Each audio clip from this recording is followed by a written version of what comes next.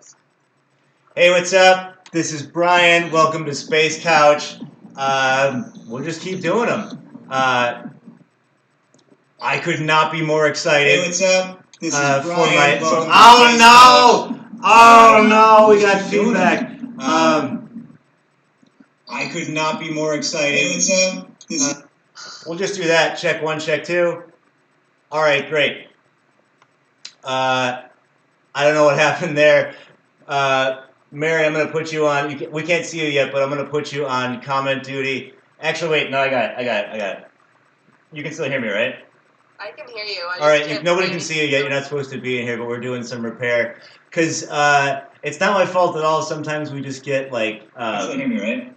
I can hear you. We just get like space problems, like out here in the void.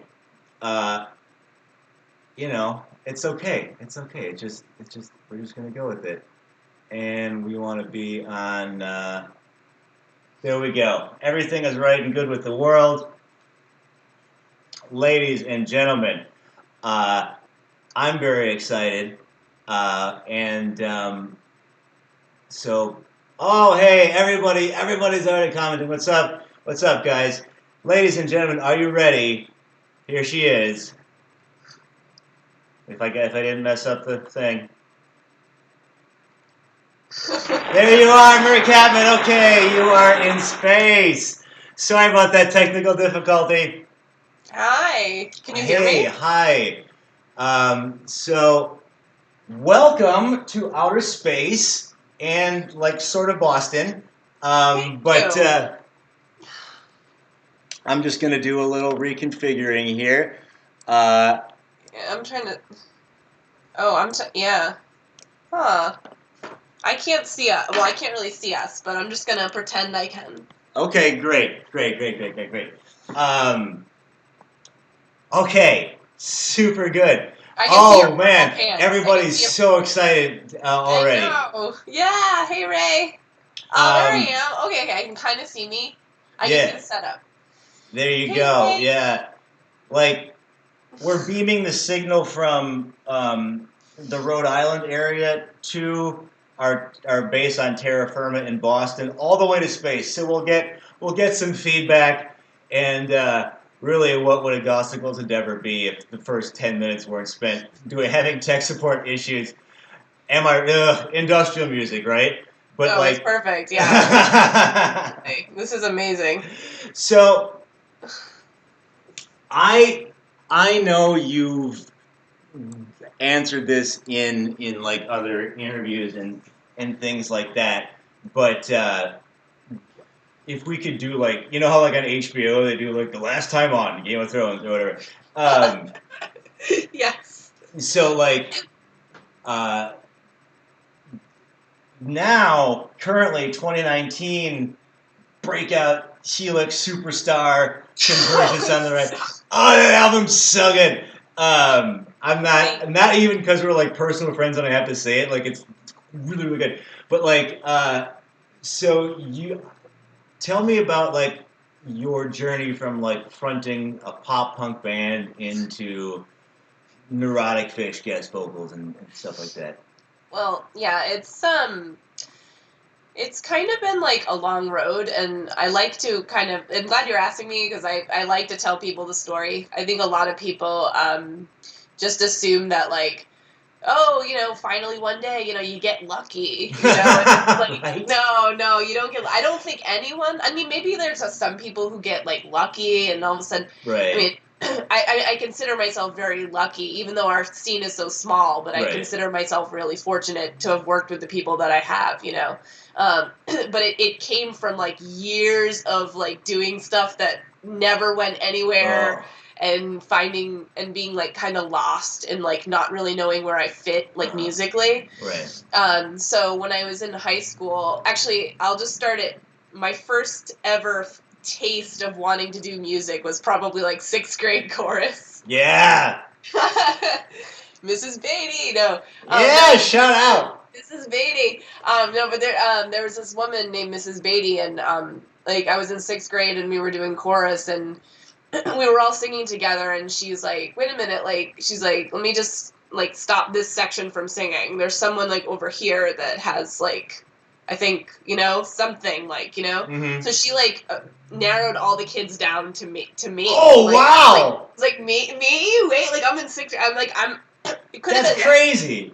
Yeah, it was like sixth grade. I was like, oh my god! Like she was like, you're really good. And I'm like, no. I'm like, no, because no one ever said that to me. Like I never really had anyone recognize and go, oh well, you have like a vocal ability. Mm-hmm. So when I heard that, it was like so amazing, and I didn't really pursue it too much outside of chorus. Like I just kind of would do chorus, and I liked it, and I enjoyed the harmonies, and like when I was growing up as a kid, my dad was into music a lot, and he would sort of play like Fleetwood Mac and like stuff with like Lou Reed and like Elton John, like early Elton John, and just hearing those harmonies like changed my life, So as I was going up through school, there was a couple of guys in my psychology class that I was friends with, and I pulled one of them aside one day, and I was like, do you need a singer for your band? They had like sort of like a pop punk type of band, and I was like, you know what? I was like, I don't know why I asked. Just one day I was like, yeah, you would need a singer, would you? So you made it happen. Like, yeah. They were like, yeah. Eves knows what I'm talking about. He he just made a comment about Elton John. But yeah, so I was like, all right. So we were like the only rock band in the school. Like maybe there was one other one. So it was really like I have a lot of sympathy for women coming up in the music scene because when I was in high school doing music, it was a sausage fest, like left and right. So I got a lot of like flack and who does she think she is, and who is this, even so far back as high school. Yeah, oh yeah, it was and so like I played a show one time where we played at this little place called the Drop Zone. It was a hangout place for all the kids after school, and I remember I played a set there once, and all the kids in the front sat down while I was performing. Damn! I know, and it sucked so bad, and so not only did I get treated like women get like kind of like a piece of meat, like you're just doing this because you just want to be you're just like, you want to be like a hot girl, stupid stuff. This is a means to an end rather than an actual. Yeah, like you just want attention or whatever. So I just heard a lot of that crap. And so anyways, yeah, but I kept going with it, and we did pretty well. Like we'd play shows all the time, and it was hard to get into places because I was only like 15. Wow! Yeah, it started when I was 15. I was only 15. Awesome. So, yeah, I know. No clubs would take us because we couldn't bring people who would drink in. Right. Because we were all underage. So we'd play these shows where like there was like a little hole in the wall in Providence called the Living Room, and we would play there, and people would just amazing. People would just come down, and it were crappy clubs, and we were like 15, and it was like just fun. We were doing it.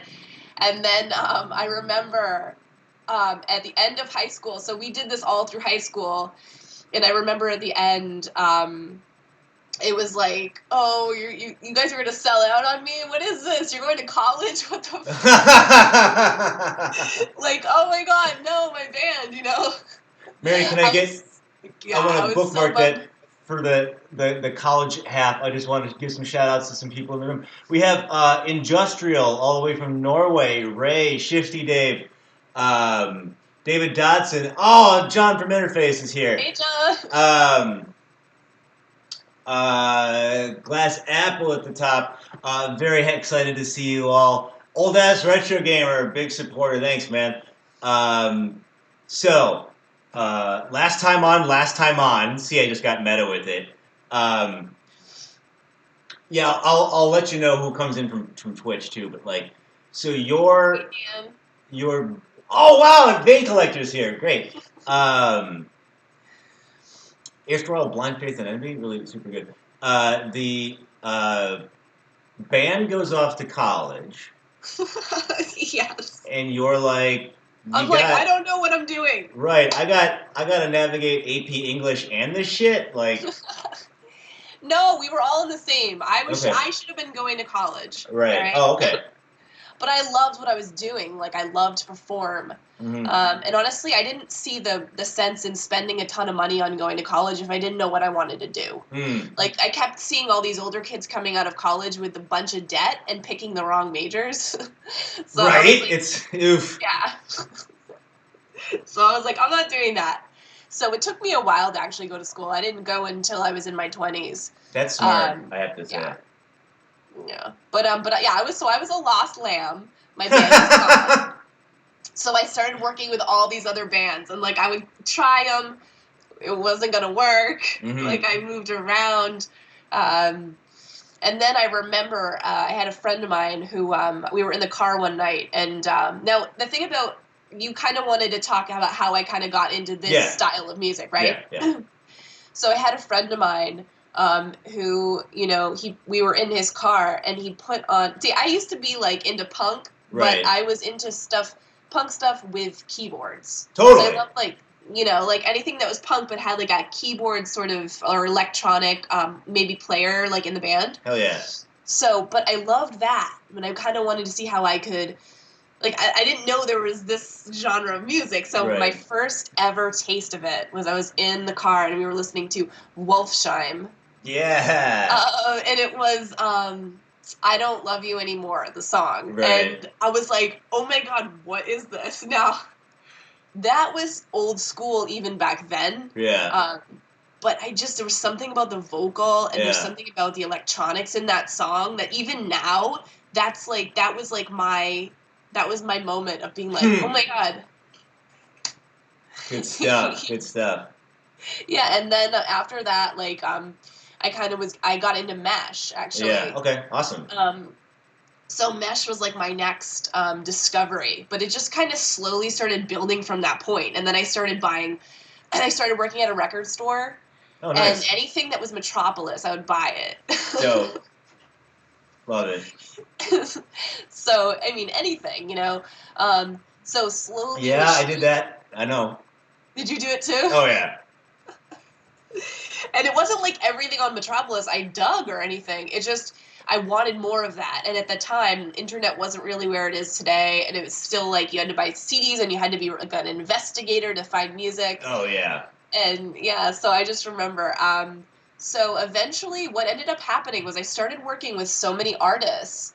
And what was happening was people were recording me, but I couldn't record me. Okay. Mm-hmm. So I would go into these people's houses, like guys I was working with or whatever. Right. And they would record my voice on stuff. And I remember like being so frustrated by that because even today I record myself and I'm such a perfectionist with that. So I actually had a situation where I was working with this person for a long time and things kind of fell apart. And I kind of had no choice but to start recording myself. Okay. And that was the best thing I ever learned to do alone, was to record me. Hell yeah. So what ended up happening was I started recording myself. And then I started looking on SoundCloud for people to collaborate with. And I found my first ever collaborator was a man named Daniel who has a band called Zeit Factor. Okay. And I reached out. I loved his piano ballads. They were really beautiful. And I reached out to him and I decided that, you know what, I'm just going to start doing this from home. I'm not going to start reaching out to like local people that are physically like there. I'm going to start looking for other people. So what I ended up doing was I started compiling like a catalog of work.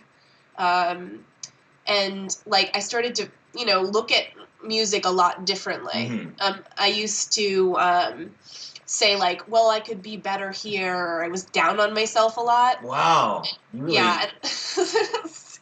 You analyzed it. That's awesome. Yeah, like I was like, oh, I'm not really that great. But like the one story about this whole bundle of experience since being 15, and I'm 33 now, is there's a point where every artist that needs to look at themselves in the mirror and go, I'm good enough today. Right. Like, I don't need to improve anything else because I'm who I am, and that's what makes me special, is that no one's ever going to sound like me. And maybe I'm not like the most technically proficient person, or maybe I don't have the best keyboard skills, or I'm not the best drummer, or whatever you do musically. But like to remember that like no one's you. So that's what makes you special. And so you are good enough. So what I ended up doing was I started reaching out to people who were bigger. Mm-hmm. Like I had so much like that I had compiled that I started reaching out to people who were doing things that got more reach. And I started saying, here's what I've done. If you ever need a female vocalist, you know, reach out. I'd love to work with you. And the responses that I got were like good. Like, I mean, I see Eves commenting here, but he was one of the people who took me on awesome. in for Saibia. Wait, and, this is Saibia? Yeah, Eves is dude! Hey, my name's Brian. I love your band. All right. That Ishali remix was the shit. But okay, great. Sorry, I didn't mean to interrupt. I just got excited there for a second. No, I know I'm talking so much. No, well, that's why you're here, though. Like, it's a long road. It's it's awesome. I know. I'm buckling up. What I'm saying is, I think more than anything, it's just being ballsy enough to reach out to people and be like, hey, like, I really like your stuff. This is who I am. This is my catalog. Right. So, you know, it's for any, you know, aspiring musician or vocalist. Mm-hmm. My advice is get as many pieces of work as you can and then use that as sort of like a springboard to communicate with other artists who haven't worked with you before. That's awesome. And don't be like afraid, you know. So eventually, like I reached out to, you know, Eves. I worked with Estatish, and then I just kept reaching out, and then I worked with Jean-Marc Liederman on the Mary and the Ghost project, and it just started sort of reaching out to all these people. It started compiling into like this massive amount of work. So.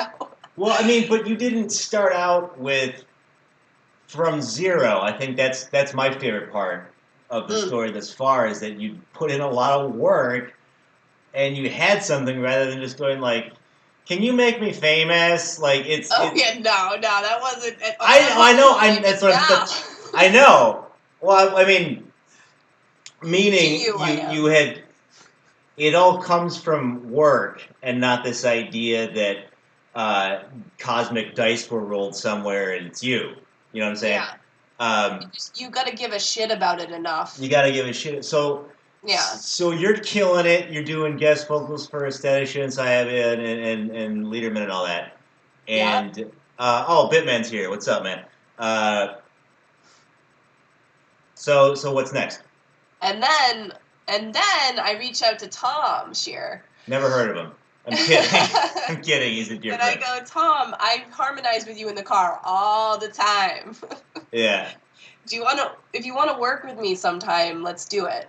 So that story is really fun because Tom and I have such a very rich relationship and friendship and just general, like, we've come from so much. Like, I've known him since 2012. So we've grown, like, as a pair so much from that point. So what ended up happening was, so Tom wrote back to me, and I was like, I can't believe this. You know, I was so excited because I had such respect for his work and what he had done. And he said, oh, well, hey, like, maybe, you know, maybe at some point, you know, and I'll listen to your stuff, and just to get the response back. And you know, what I realize now about Tom is that he's very good with his fans and very polite and always just very forthcoming with his best self. So what ended up happening was he was working on a project, a song for Ivardensphere called Society of Dogs. And he felt that there was something missing in the song. So he reached out to me, and I was like, oh my God, like, he's like, will you put something in there to make it like thicker or more harmony or something? And I was like, yeah, of course, like, you know, I will. And by that point in time, I had Tom work on a song with my old band Day 12, which was a very limited project. It was only for a short amount of time, but I had 12 days. Sorry. What is it? Was it only for 12 days? That's the worst joke ever. Absolutely, yes. It was only for 12 days. That's all right, why we're just gonna power through. We're just gonna power through. Yeah, that's the Space Couch way. Yeah. Well, that was one of the projects that kind of failed, like, in a way, you know. That's why I'm saying meeting people who you connect with is so hard. Oh, too. yeah. I'm not gonna lie about that part. You meet so many people. You go through so many trials on your way to wherever you get to. You work with people who are jerks. You work with people who are like really supportive, but you learn to be cooperative with people, and I think that's a good life skill. Just in general. 1,000,000,000%, yes. Yeah. So anyways, I worked on the project with Tom for Ivardensphere, Society of Dogs, and then Scott was like, "I really like her." No, I was like, "No." Shout out to Scott as well. But yeah, it's not hard to really appreciate that track. I can definitely see where he's coming from. So you kill it on Ivardensphere, and then what's next? And then what ends up happening is, I don't know. I kind of forget. My timelines are missed. So I ended up working with Ivardensphere much more. Yeah. I'm on a couple of other albums of theirs, of Scott's rather. And Scott and I, we became friends, and I was lucky enough to go perform at Terminus this past year with him. So dope. Ivardensphere. So. Oh man. It was fun. Yeah, Terminus, it was really fun. So, but anyway, so what ended up happening was Tom and I, our friendship was growing. We were like talking every day. Like it was like, we were really, him and I really gel. And what ended up happening was we would talk about maybe doing a project at some point, in the future, and we kind of would go back and forth, and yeah, we'll do it someday. We're going to do it. And we want it to be, and we would talk about what we'd want it to be. And then just one day it was like, well, we're just going to do this. That's awesome. So that was like about a year ago, or like a little bit over a year ago. And that was when Helix was born. On top of, and the most crazy thing is on top of Helix is I also have another project with Scott as well, which hasn't released its first album, but the album is completed. Oh. Yeah. Yeah. Oh. How? I know. I didn't even talk about my solo stuff yet. I know! This is what I'm telling you. If you want to do it, just keep doing it. Like, keep pounding the wall. Like, then eventually someday, it's like if you've got enough stuff. I always say it's like spaghetti. Like throwing spaghetti against the wall, yeah. like whatever sticks. Right. Well, oh man, you are like an X-Man for that. Like it's just you're. It's kind of an emerging theme on Space Couch that I'm fascinated with. Motors, like personal drive. Pardon the pun. Like because you're just doing all this stuff, and even I read in another interview that like one of the reasons that Tom was so excited to work with you is because you knew you could count on you, like you would just get it done quickly, and I am massively excited for the announcement, at least to my ears, of a project with Mr. Fox, and Big Time Chill is here. All right, what's up, Adam? Hey, Adam. I'm glad you like the spaghetti advice. It's true, guy. And I'm just going to say something. I want to give a shout out to Big Time Kill because they are such a good duo, and their stage presence and friendship is just so obvious when you're seeing them live. The best. I love their chemistry, and they're kind of on the rise fast. Hell yeah. And I think they deserve everything they're getting. Like the quality of the work is so good, and it almost sort of reminds me of Electric Six a little bit. Oh yeah. And I love that. So I love the guitar elements too, because you don't see a lot of that with the electronic music, and I feel like they've got a lot of that guitar. Yeah, it's so good. Obviously. Like, and to bring the audience, I've been living in Boston since May of last year, and like 6 seconds after I landed, we played the show with our guests today, Mary Kattman and Big Time Kill. And I wasn't immediately familiar with the New England scene. I'd never actually really been in my life, so we land and you hit the stage with our guest John in the chat room and interface, and Heidi and I are like, damn, like just like the roller coaster just kicked in. You're so amazing, and Big Time Kill just crushed it. And I want to. We've been Heidi and I have been doing this thing since that show started. Do you remember that bondage couple that walked in? Yes. And like I'm not trashing that.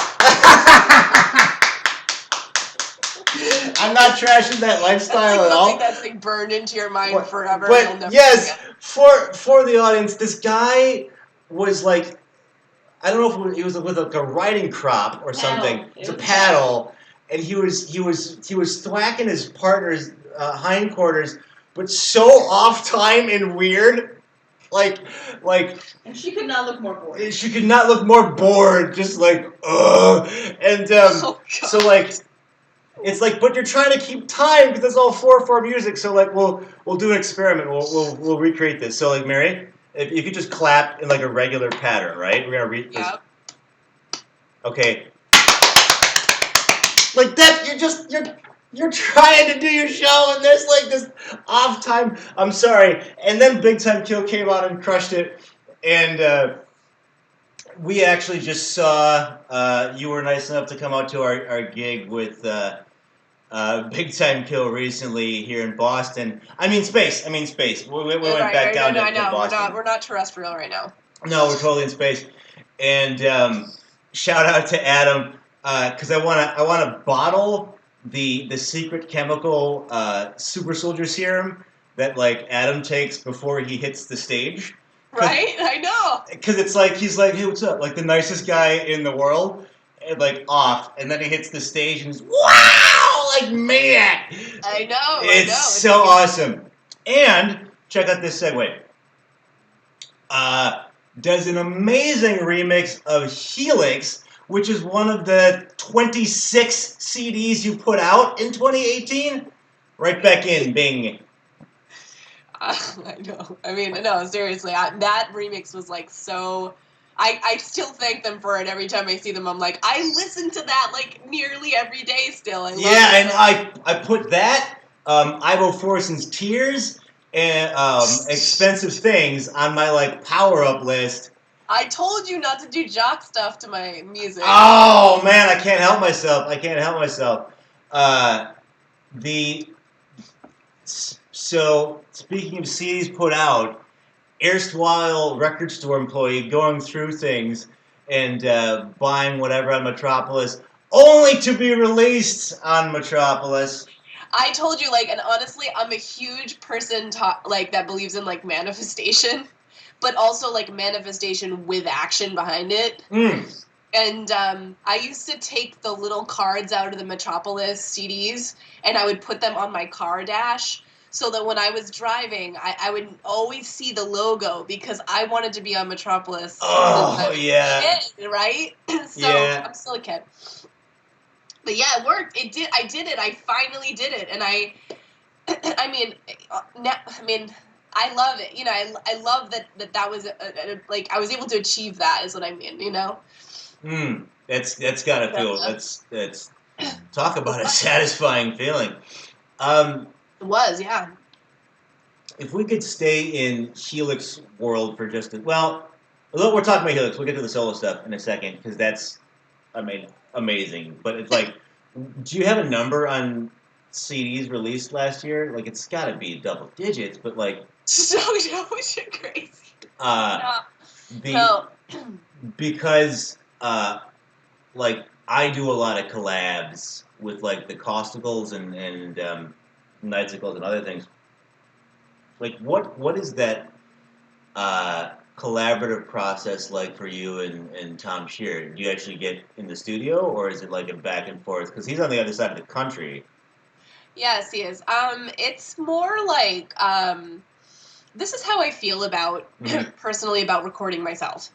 I don't really want anyone in the room with me. I hear that. Really embarrassed, and I just want to make this clear for everyone. Like, I've been doing this for 17 years, and I'm still super self-conscious. until I think it's ready. Do you know what I mean? Yeah. Yeah, it comes through because it's the quality of it is so good. But like, yes, I will blow a weekend on getting the cut off on a synth right, and then just like stare at the ceiling trying to sleep, going, maybe if I or whatever, or right. just record I know. vocal takes over and over and over. But yeah, no, I hear you. Like I always have this thing I call so I'll record something, and then I have something I call morning after ear. Yes. Which is when I listen to it the morning after, and I go, "What the fuck was right. Because I will do, like, especially for me, I don't know if everybody who's listening has ever heard anything I've ever done. I don't know why this is, but I build these harmonies that are really large, and a lot of people that I work with, it's a running joke, like, okay, Mary, how many tracks did you send me? How many stems? Yeah. Because I'll send like a 14 stem. Eve knows about this, but he actually really likes this because he thinks it's better to have more to work with. Sure. But I've had people who get annoyed by it because I just add a lot. Because I'm like, if it can be a symphony, why not? If it can be like thick, why not? You know? Right. That's I definitely agree. I've got takes and takes and takes. So the morning after ear is what I'm saying is you know what it is, so you listen to it the day after, and sometimes you're like, oh my god, like what was I thinking? Like you put your headphones on, you're like, oh my god, it's so off. Like what the? Or the occasional boon of 15 takes, and you determine like, oh, I actually got this right on number 2. Oh well. Or you're pleasantly surprised. You're like, I did. Because sometimes, I don't know if you go through this, Brian, but sometimes when I'm recording something, like, I feel like I blank out, and then, like, and then I listen to it, and I go, whoa, I just did that? Like, yes. You know? Yeah. I done that a So it's couple like, times. yeah, when musicians tell me, like, I don't believe in God, or I don't believe in, a lot of people don't, or I don't have a belief system, and I'm an atheist. And I always say, if you're a musician, you're not an atheist, because there's something that all musicians can resonate with, and there's just this almost unseeable thing that, like, makes whatever's coming out, you're pulling stuff from nothing. You're pulling stuff from dead air. I mean, it's like magic within itself, you know what I mean? Right. So if I worship anything, I mean, I worship whatever that is, like, because that's such a, it's such a high when you get it right. Oh, yeah. When you pull the right vocal layer, you pull the right vocal layers together, or you pull the right harmonies, or you pull the right, in your case, the right sound. Achievement or whatever unlocked. you're saying, like, and you're like, where did, like, whoa, I found, like, that was perfect, and that's, like, that's God, you know what I mean? That's, like, friggin' awesome. Yeah. You know what I mean? Kidding. Wow. Well, it is fitting you are on Space Couch today because we are getting cosmic. But, I know we're getting a little, no, but I think there's like a bit of magic like tied into that, and it has nothing to do with like a religious book. It's like literally just the creative process in itself working through you. Is like it makes you feel like you're part of something that's just so huge, Oh, speaking of creative processes, do you do the lyrics normally? I do. Well, for Helix, Helix for whatever. Yes, I do. Yeah. Oh, that's yeah. Awesome. Yeah. So you like, cause that, like expensive things, for example, like attention's an expensive thing, and I'm addicted to it.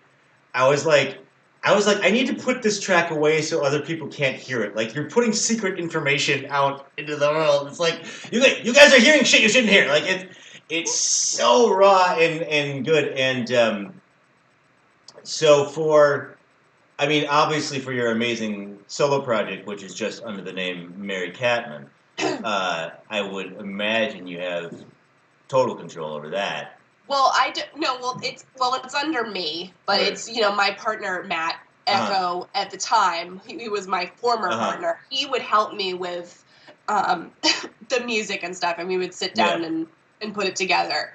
But because composition's really not my thing. Like I'm terrible at it. Like I've composed things like music and, whatever. But I don't know if it's that there's so much to choose from when you're sitting down with like a MIDI keyboard.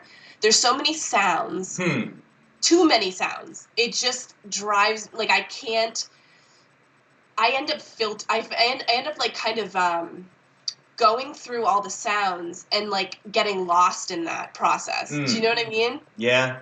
So it's never worked for me. I need a definitive person who sits down and they go, this is what the music's going to be. And then you put lyrics into that? Yeah, and I would write the vocal melody and the lyrics to that. Yeah, you are amazing. I mean, obviously you got a siren song of a voice, but your lyrical content's just like, damn, like it's really good stuff. I mean, that I assume you just draw from life. Oh well, no, I mean it's yeah, and definitely, and I've been writing like since I was younger. Like in high school, I used to always have like, it was funny because I used to write lyrics constantly when I was a kid, and I would be in the car like driving, and then like something would come to me, and then like I'd get a napkin out of the glove box, you know what I mean, and I'd get a pen, that move. And I'd be like, oh god, no, I can't lose it, Right. And I would write. I never had like a notebook or anything, but if you ever were to look around my house, like I have books and stuff with like notes jammed in them of like stuff that I just thought of like while I was doing something. Awesome. So it's cool, and I mean pulling from life. Sometimes I feel like musicians are like almost need to pull from like their own personal experiences to make the music, I don't know, more vibrant in a way because it's coming from your own personal perspective of life, so yeah, I don't know. I mean, I've just, it's something that sometimes I'm doing something and I'll write it down and I won't have a song for it, but then I'll go back to it later. So, awesome. My iPhone, like the notes area. Oh yeah. Yeah, like, I live off Google Docs now.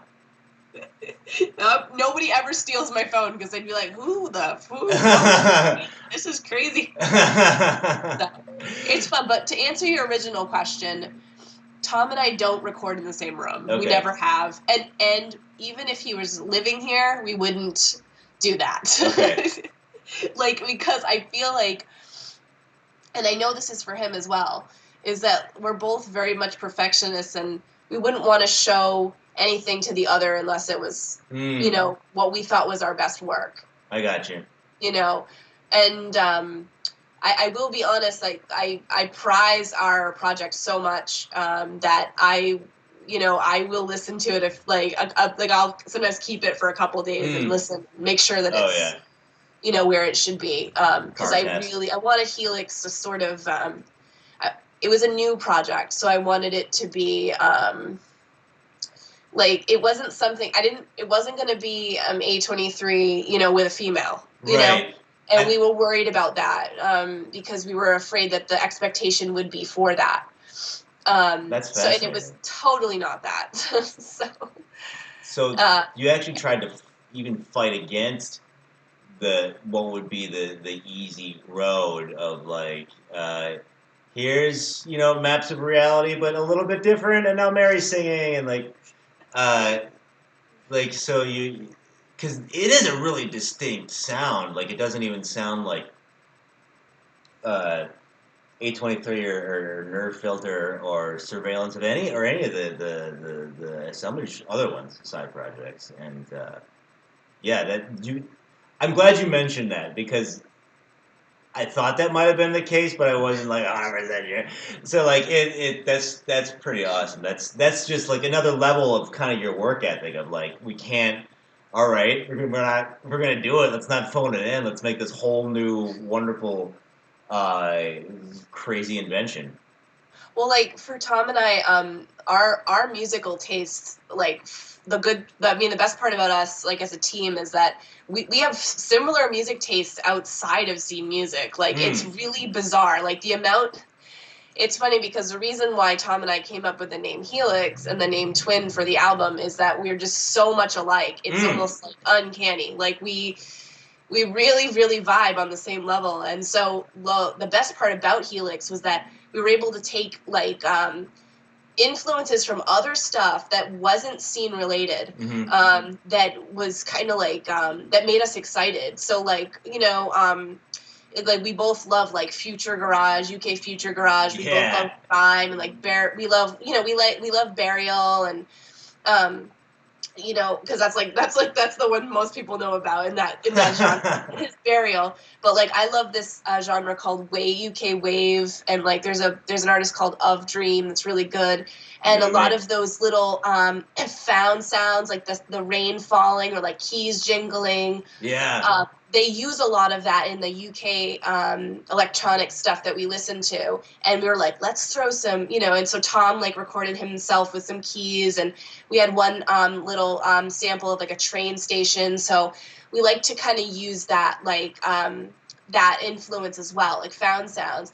And also like we really love like 80s and 90s like hip hop like cheese. Hell yeah. So we tried to bring that in a little bit with like Live in My Heart and like a lot of like the up tempo ones. Try to make them sound like kind of minimal, but like sort of like that groove that you would get back in the 90s and like the late 80s. You kind of do that with, at least on Hover, for the solo stuff. I think like there's a little bit of hip hop on the solo things. I think if I you're right, because like my obsession with it, I didn't even know it was an actual genre, and then I found Wave, and I was like, oh my god, because you know Matt liked to use a lot of loops. Okay, so I'm not against loops. I love them. I think they're really cool, and they kind of are a great starting point. Yeah. Especially because I love hip hop. Like I'm huge into hip hop, especially London hip hop. Okay. And I don't think a lot of people know that about me, but like I really Space Couch exclusive. I know. Like Tom and I both love Missy Elliott, so that's kind of awesome. I like old hip hop. But yeah, like the Mary Catman, like Hover, and even Stay Up. There's a lot of like hip hop percussion in there, which is fun. It's my favorite. I think it's amazing. Like I love it so much, and I love hip hop because the lyrical content is so rich, and the way that like an MC will come in and they'll sort of bring that, like they'll take the groove and they'll kind of like slice it up and fit the words, and the way that they fit it is so there's so much like swagger to that, like, and so much like just like it's just the groove is amazing. Like I just can't. I think hip hop, if you're a vocalist and doing any type of music, hip hop is one of the best things to listen to, because you realize like where do you kill it, like where's the hook, like where do you hit. They hit it. They know how to do it. So that's why I love it so much. Awesome. Well, to that end, and this is 100% a self-serving question, but could you maybe impart some actual vocal delivery or recording, if you like, tips? Like, is it head back, shoulders back, or?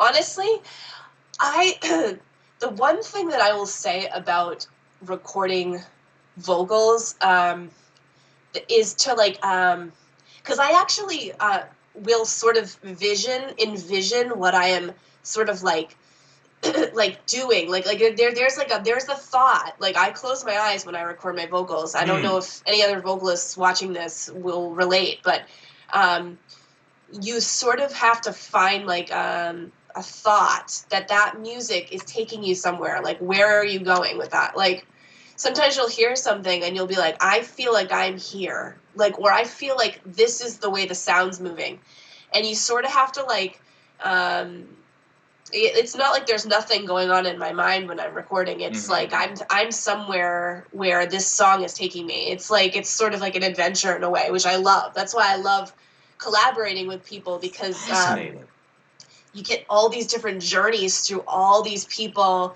who are like where they like where are they like where like especially too I'll mention with Scott Fox. Yeah. He's always got this sort of like rich, like almost Middle Eastern, like sorry, we got hey, Kitty. Kitty. He has sort of like this Middle Eastern like kind of feel, or like you feel like you're like he's got a lot of like I don't know. You feel like you could just like be in an Indian sari and you could be doing belly dancing or something like you're like it's very rich, and I always feel like I'm about to enter like some sort of like pit fighting scene in like deepest darkest whatever in a movie, whatever like like yeah, all right, put on some part. You adopt a personality when you record stuff for Gotsicles, right? Yeah, it comes through like I mean, a little bit. It's not a character, but like there is a like I gotta be in a mindset to like yell about balls or whatever. You know what I'm saying? Yeah, but you and I see you like when you're on stage, like you're not this person like that's talking to me. Yeah. Like there's a level of like, yeah, that's fair. You know? Yeah, you get that Super Mario power up mushroom and go to that next level. Dude, and I mean, he doesn't even drink, folks. Okay, so everything you're getting is pure, like just intense, like just I mean, you're an incredible performer. I'll say that. Like it's just very fascinating to watch you because of how much energy you're giving so much to the audience, and like because when I've seen you live, I feel like, oh my god, like I'm like he's gonna be tired after this. But yeah, so when you're recording vocals, I always say this, which is funny, is like I wish I was as cool as the way my vocals sound, like in real life. Okay.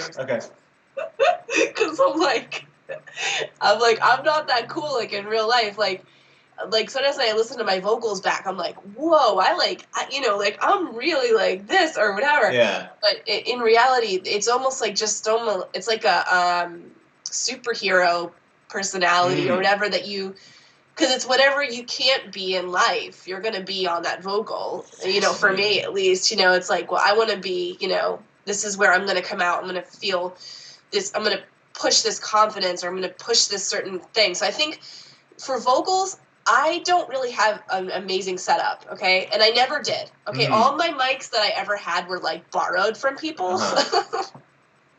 So it's not like you have to have the best DAW.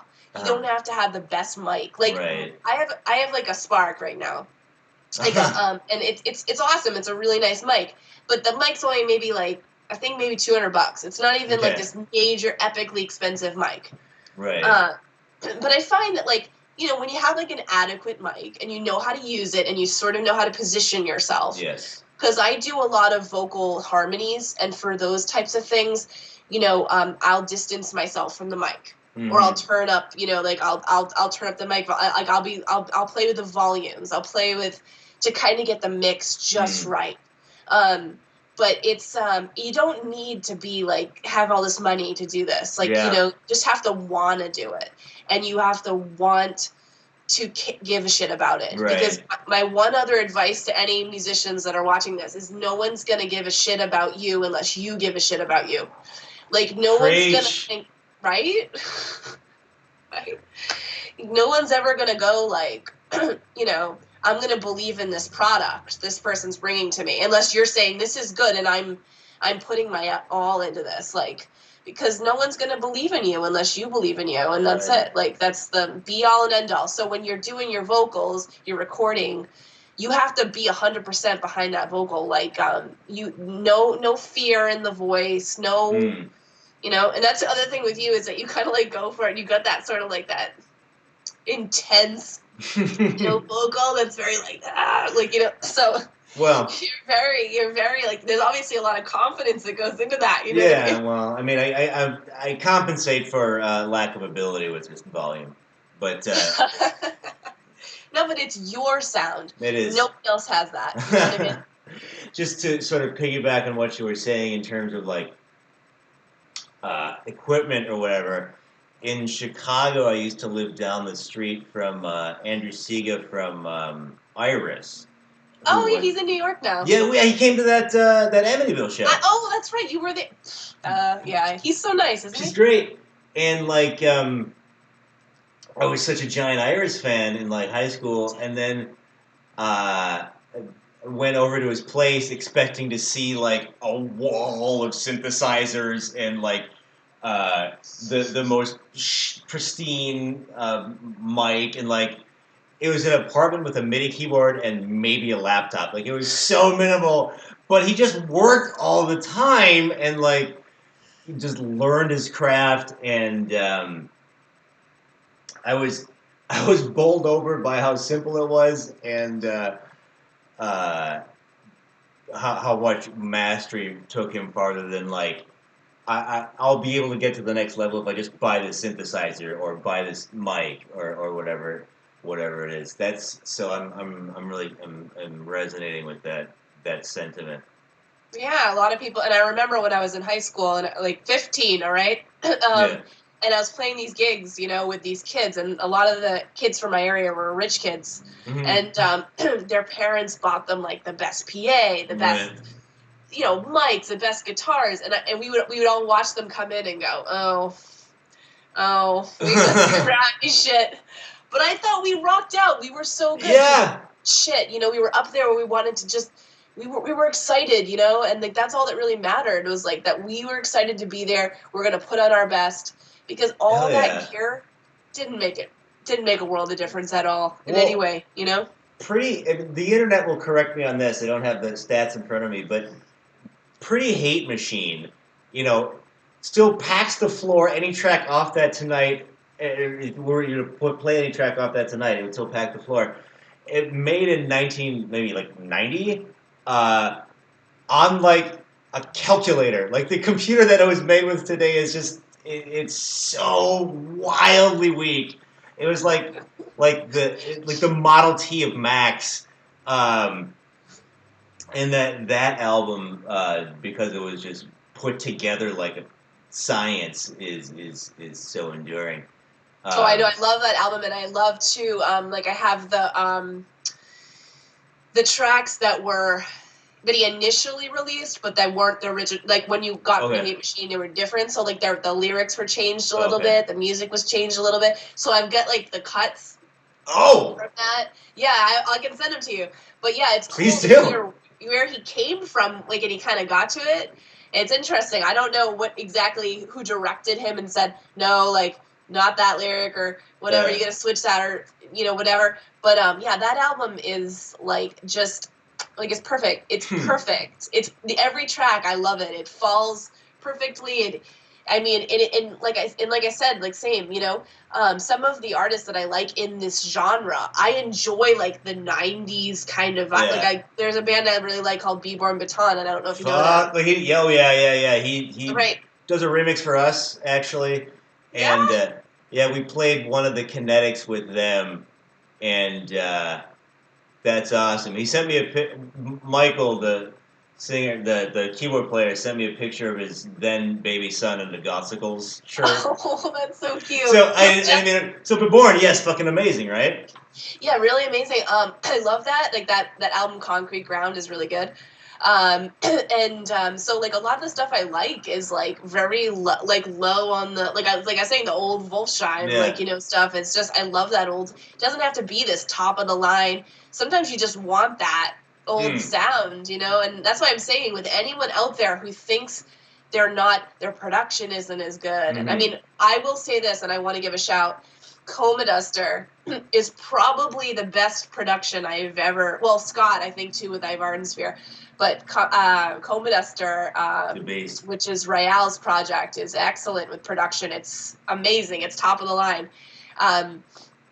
But I have a ton of appreciation for that, but it doesn't always have to be like that. And sometimes you can just come as you are, and even if your production's not going to be as good as some other guy, you're you, and that's what makes you special. That's what makes you unique. So I could do a documentary on Caustic he's been my friend for a million years, but like his first tracks I got him, there's been a lot of growth. He'll be the first to admit that. But we're not talking about Caustic today. And speaking of top of the line, I wanna get back to Mary's stuff because 2018 was giant for you. Thank you. It is. 2019 feels like it's going to be great. I know you have Convergence coming up. Yeah, I do. I have Convergence coming up, but I also have Dark Side of the Con in March. Hell yeah! On Fire. Oh man, we're dragging Mr. Shear to the East Coast quite a bit.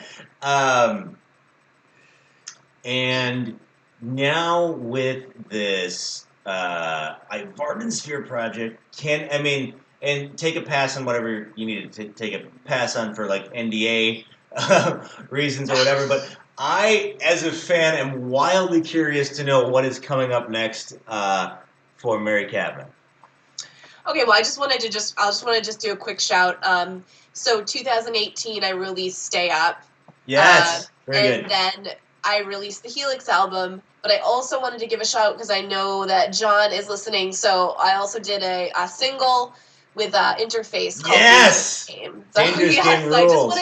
I wanted to put it out there because that was quite cool. And I think when we do Dark Side, we're planning on.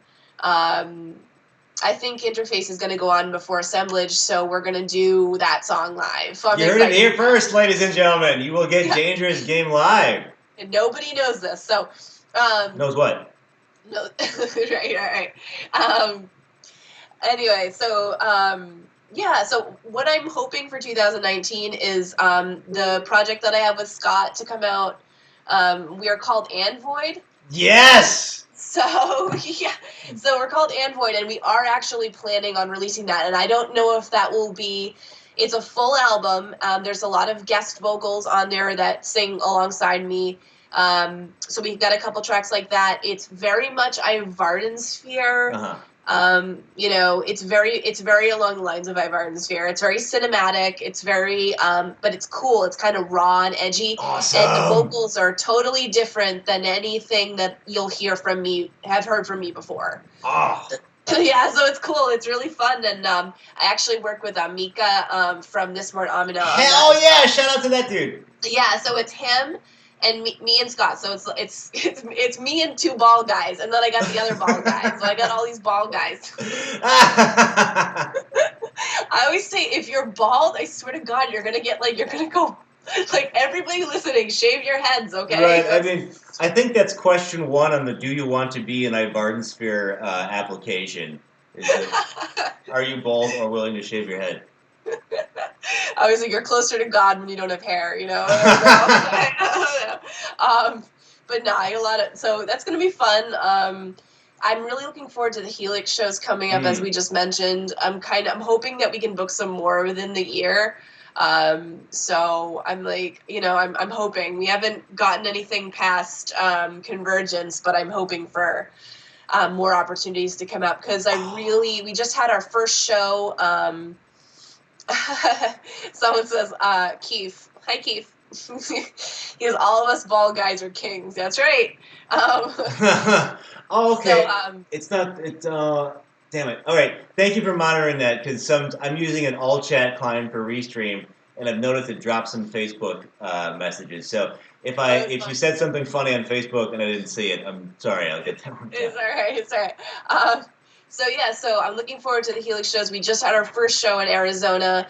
Tell me about that. It was really cool. It was awesome. Like, we kind of were, we were curious how people would respond. But after the show, everyone was so nice, and like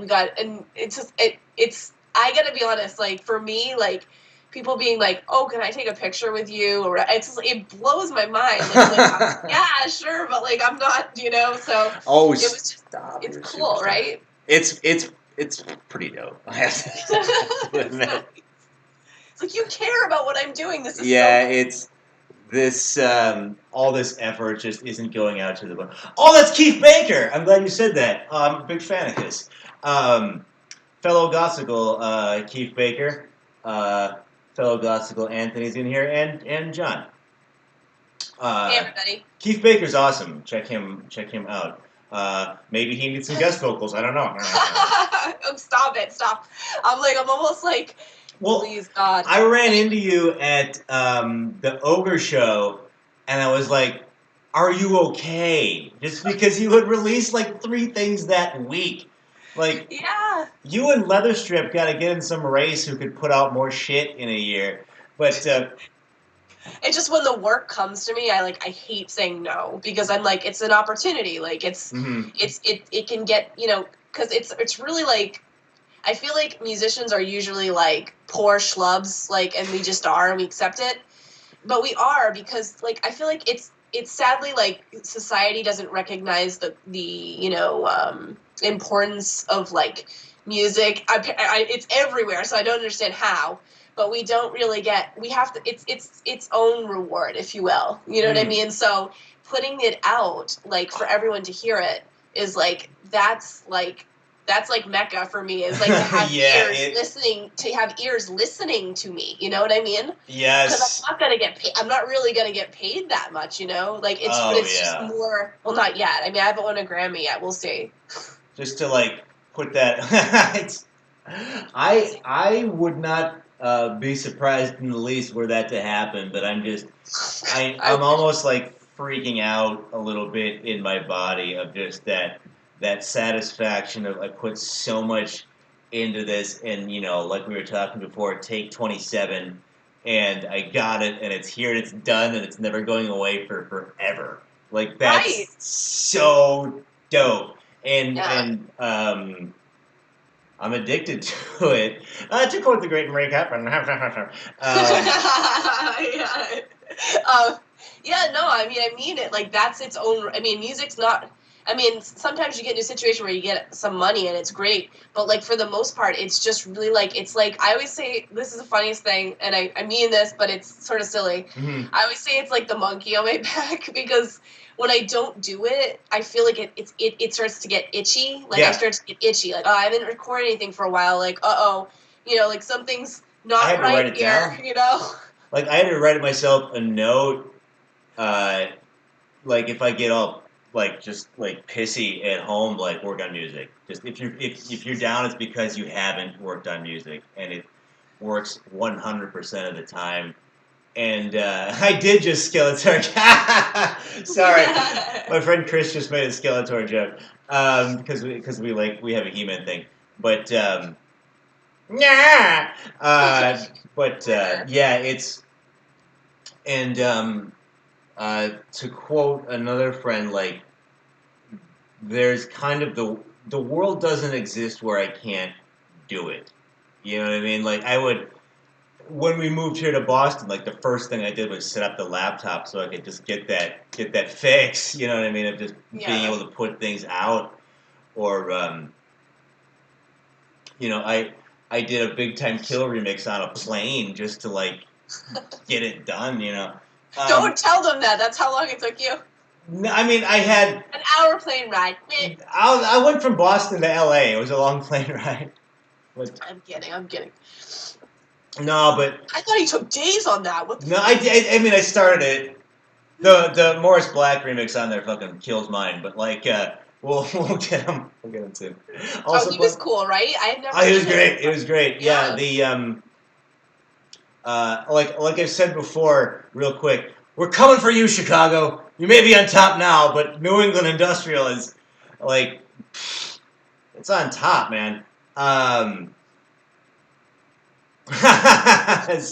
We have Tiger Squawk superstar Science Fiction who says now he needs to get home and work on music, but you do. That's an order from me. What's that? That's an order from me. Yeah, dude. Science Fiction, you just got an official order from the Mighty Mary KATTMAN to go work on music. Sample that. But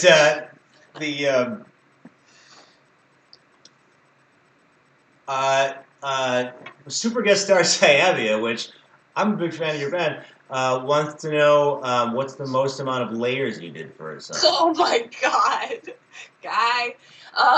I used to do, like, I have a couple of weird things on YouTube, you can look them up, or SoundCloud, where I do my own acapellas. So I basically built the song just with my voice. So I did one, Kate Bush. Shout out to Kate Bush. I know, big fan. I did Hounds of Love, and then I did Teardrop, Massive Attack. I just built it all from vocals. Like, I did the beat with my beatboxing, I did it with my mouth. And then I built the harmonies, and I built the groove, So those were definitely the thickest I've ever done, and I can't really tell you. It must have been maybe 25, 30. 25? Yeah. Because how I do it, Brian, is if I want the harmony to sound authentic, yeah, I'll take even the same note and do it twice, and even just that one part, I'll have 3 layers just for that specific note, because it makes it sound more organic when not all the voices are exactly the same. So I never take a vocal line and then, to thicken it up, copy and paste. Yeah. I always record it the second time. Right. And I'm good. I've gotten very good over the years at getting Hell them. Yeah, you have. Thank you. But there's nothing like a vocal that's built by doing each take on its own with that workmanship put in there. Awesome. So instead of copy paste, whatever, it's going to sound exactly the same. But that little intonation that's different, or that little breath that's different, makes it sound thicker and more characters built into it. So so Eves, I think it was about 25 to 30 layers. 25 to 30. Speaking of rock stars, want to give a quick shout out to Torrent Vaccine, fellow Gothical, on the chat. What's up, Brad? And this is one of the things I like about industrial music, is that it is wildly possible to meet your idols. So shout out to all the rock stars up in the chat today. It's cool, and I just have to say too, like, one thing is, like, playing these festivals, or even just coming to the festivals, or just being, like, working with different people. Everyone who's in this scene is so nice. I don't think I've met one person that's a musician in this scene that sucks, really. Yeah, you right? It's well, it depends what you mean, because there are some shitheads out there. But well, but I haven't met them. Okay, but Mary hasn't met him. I haven't met them. It's on me. I veer into shithead lane. But like, we did Infest in 2008 in London, or Bradford, England. First band to play, and we do our thing. And the headliner that night was Portion Control. Like, industrial Godfather's Portion Control. And I'm like, we're in the same green room, and I'm like, I don't know what to say to this guy. And they're British. I won't do the Dick Van Dyke horrible Mary Poppins accent. But he comes up to me and is like, "Hey, you did that song about Contra, right?" And I'm like, "Yeah." And he goes, "So how do you beat the third boss? Do you have to like run under him?" And then I'm like, "Oh yeah, you stand in the corner." And then in my mind I'm going, "I'm talking to Portion Control about beating Contra." like just no attitude. It was I found that out quite a bit. Or like when we were talking at the Boston Industrial Show, we had played in Sheffield, England, and the headliner that night was Neurotic Fish, and so good. And we're setting up, and this guy comes up to me and it's Sam, and I'm like, and he goes, "It's the Gossicles, yeah?" And I'm like, "Yeah." And he's like, "You are the KATTMAN." I love it. So good. It's like my life is. Yeah, but in the absence of this, I'm going to go onto my throne of crossbones and bats, and nary a soul shall talk to me before this. Fuck that. Like, there's a definite punk rock through line I've found. We should probably wrap up in a second, but I want to know 2 things. With your bonkers work ethic, do you have any time for like movies or Netflix or anything like that, or comic books or whatever, or books if you're like a nerd, or well, I am a game. Well, I think as we both talked about this, Brian, I love video games. All right, great, go. What are you playing? So, I actually was. Well, it depends. Okay, so I've got 3DS, so I lay in bed and play that a lot. So I've been playing Super Mario World, which is just so old. And Oh, it's good. I made a screen cap of that the other day because I love it. But I was playing the new Metroid as well, which is just perfect. I love it. Okay. But I also like to play PS4, and I was a big Destiny person for a while. Okay. Battlefront, Star Wars Battlefront as well. Okay. Did you have like a favorite? Battlefront, you don't have like a guy. You just do like this, like the Battle for Endor and like. Yeah, it's a first-person shooter, and I just right. love like popping headshots and just that feeling like yes. Nice. You know? But yeah, no. So I put my headphones on once in a while, and I'll talk to a bunch of 10-year-olds because that's all that's on that stuff. It's like little kids beating me, which is crazy. So like I tend to like I've gone back to my side scrollers on my 3DS. And Nice. But as far as Netflix goes, I'm a huge old lady, and I love this. There's a show called Versailles right now with Louis XIV, and I love that.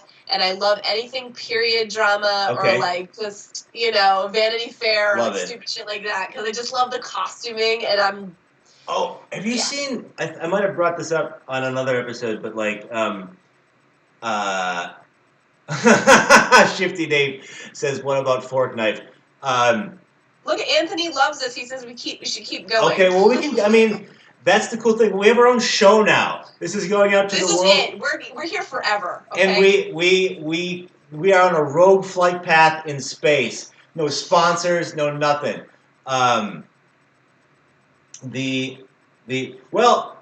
Shifty Dave talked about Fork Knife, meaning Fortnite, but I will do a quick plug. She's going to hate me, but my girlfriend's working on a great video game called Spellbreak. It's going to blow Fortnite away.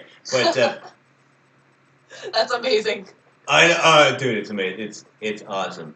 It's so nice to get the in with video games. Your girlfriend's kind of like there. I got to go to they share an office with Rockstar Games, who do like Guitar Hero and stuff. I got to go to their Halloween party. It was awesome. It was like so Boston-y. I would love to get a song. No, not Rockstar, Harmonix. Like Harmonix, not Rockstar. I have to. I met a guy from Rockstar, but I didn't mean to cut you off, Mary. I meant Harmonix, but like that because it's about Guitar Hero, as I said Rockstar by accident. I think a gospel song on Guitar Hero would be amazing. The first thing we ever did for the Godsicles was quote-unquote win a remix contest for this band called Freeze Pop.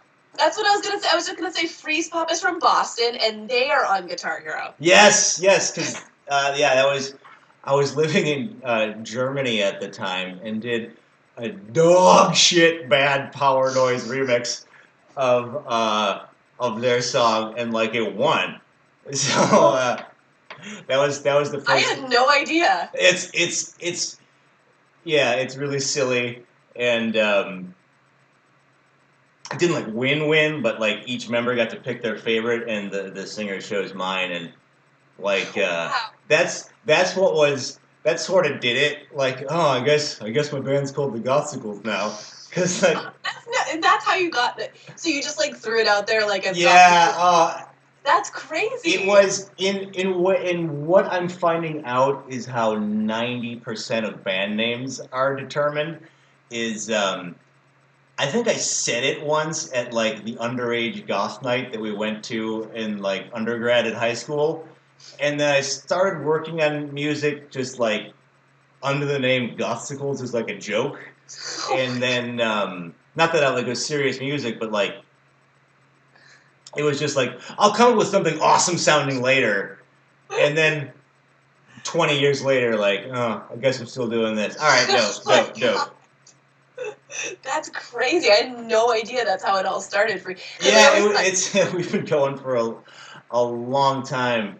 Have you seen The Apostle? But no, what is Okay, that? What is it's just because I rarely watch like movies. I'm like, oh, Flatline, what's up? Rarely watch movies on it, but it's spooky and it's periody, and so Is you it? may what's that?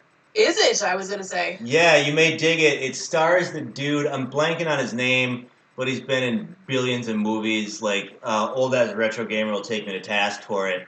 But he was like the main bad guy werewolf in the Underworld movies, and he was like the he was like Castor in that Tron remake. It's awesome. Check it out if you get a chance. Oh, okay. I'm gonna check it out because honestly, I love anything that's like old timey or I love 1800s London. Michael Sheen, like thank you. Just who is it? Michael Sheen.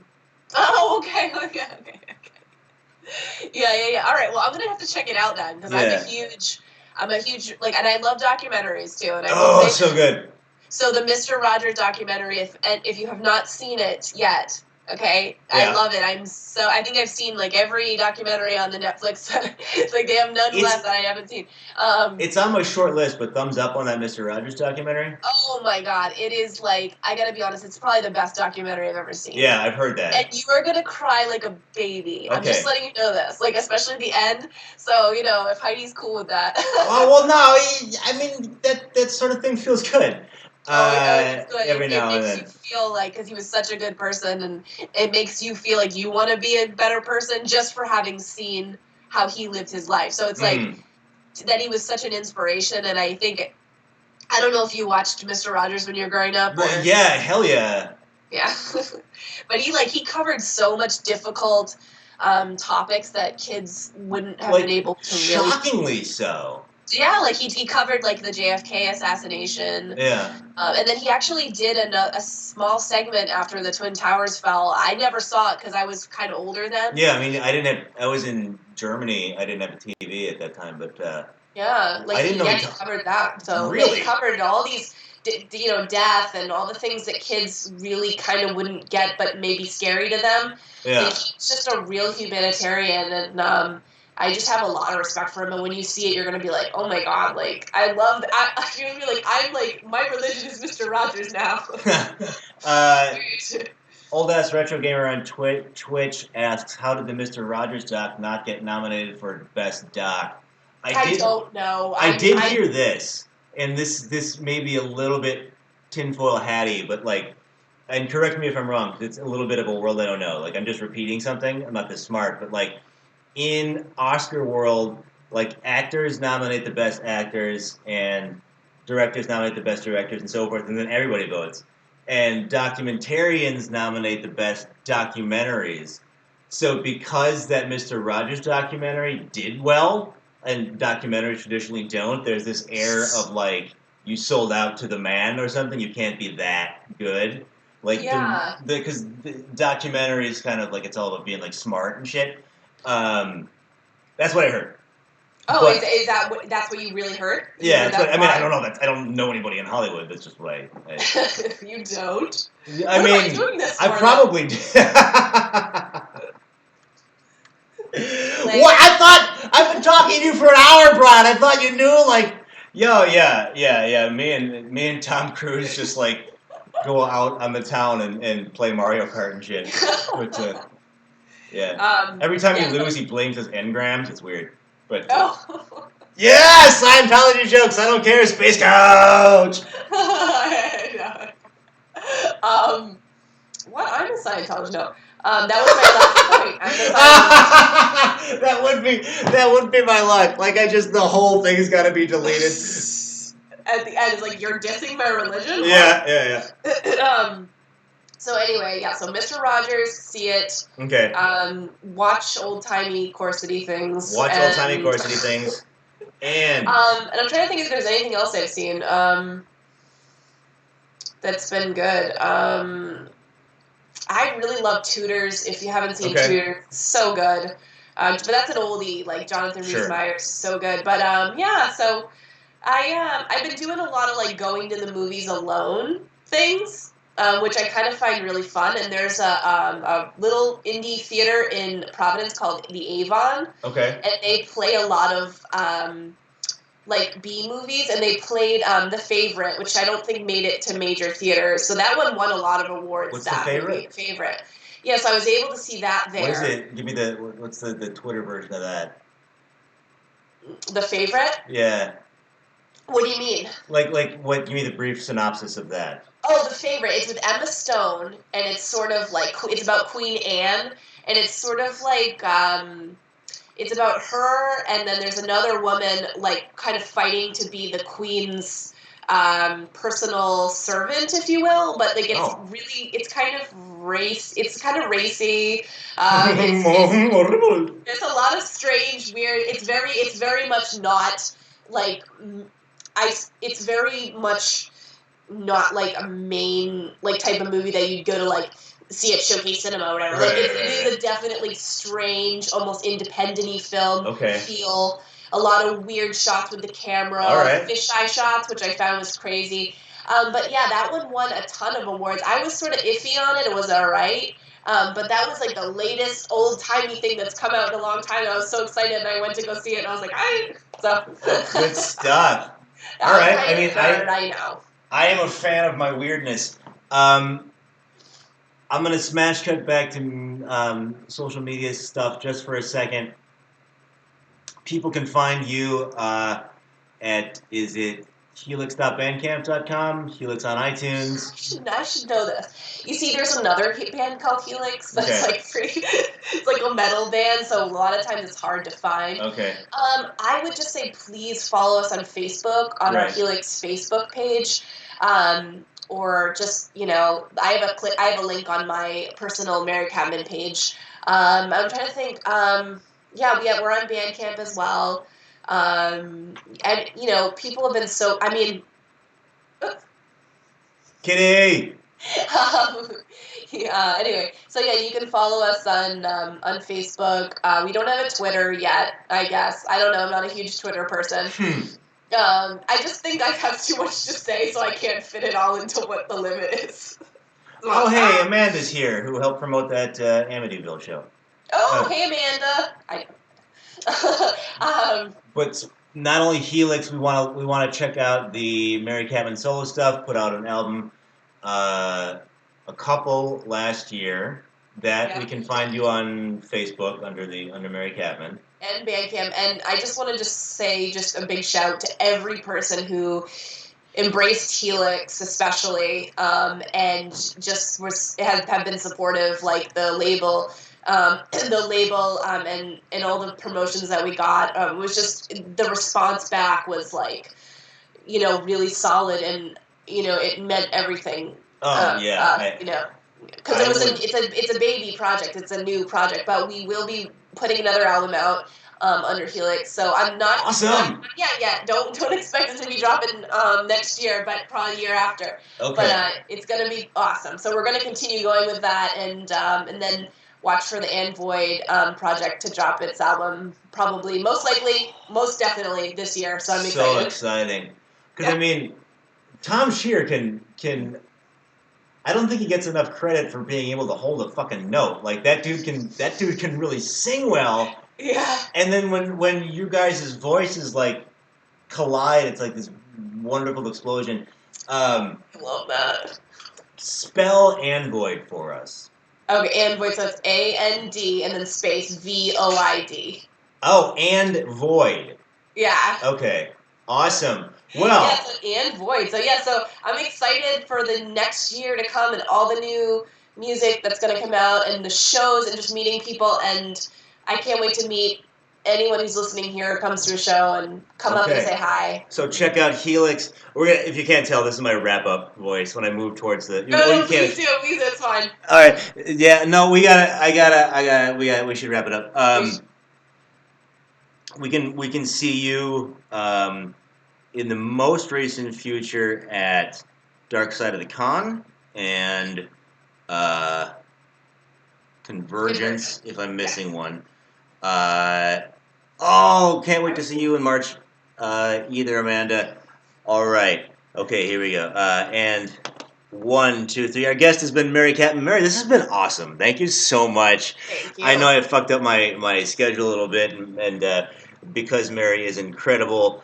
I mean, we've been talking for a bit. You probably missed out on putting out like 6 albums in this time. But all right, 1, 2, 3. Space Couch out. Bye. Bye, everybody. We're just gonna do some end credits banter. These are all my websites and stuff like that. So okay, yeah. All right. Meow!